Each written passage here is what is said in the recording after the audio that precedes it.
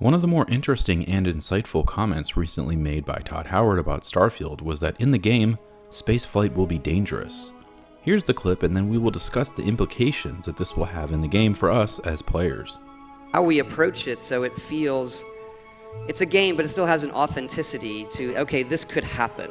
Yep. You know, we talked like, what kind of fuel do the ships use? Like, we're using helium-3, which we can debate whether that's a good power source for spaceships, or how do the physics work in space and gravity and those kind of things. And that's where you get into, we have to gamify it some, so that it's not as punishing as actual space travel, but that it feels like, hey, traveling in space in our game is still, let's say it's like flight in the 40, like it's dangerous. It's still dangerous to go and explore, but even though lots of people do it.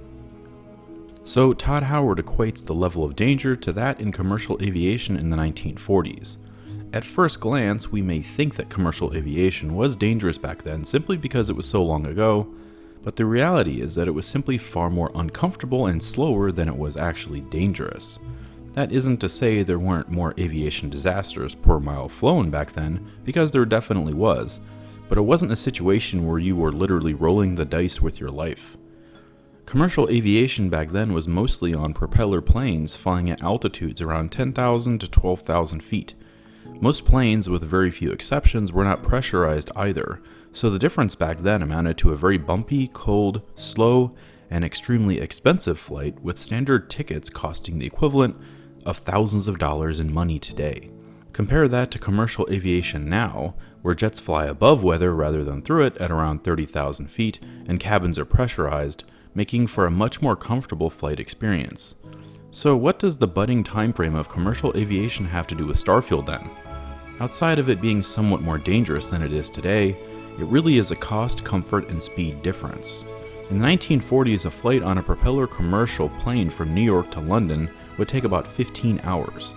For the time, that was well worth it considering the alternative of taking a boat, but it was still incredibly expensive and slow compared to what we have today, and that's not even including when the Concorde was running.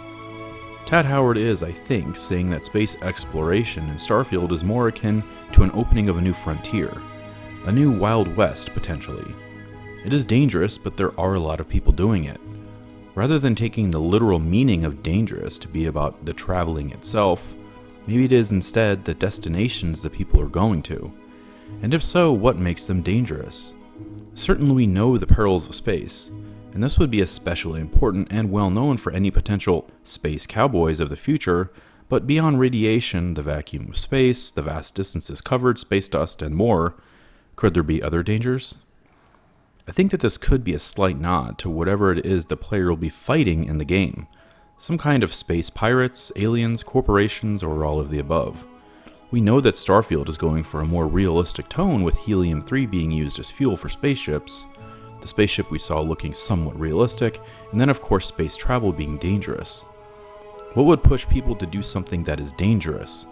Usually, it is for a few people anyway, the lure of exploration just for the sake of exploration.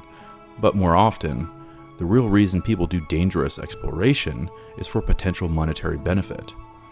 Looking back at human history and explorers, most of them had a goal in mind that was based on financial rewards.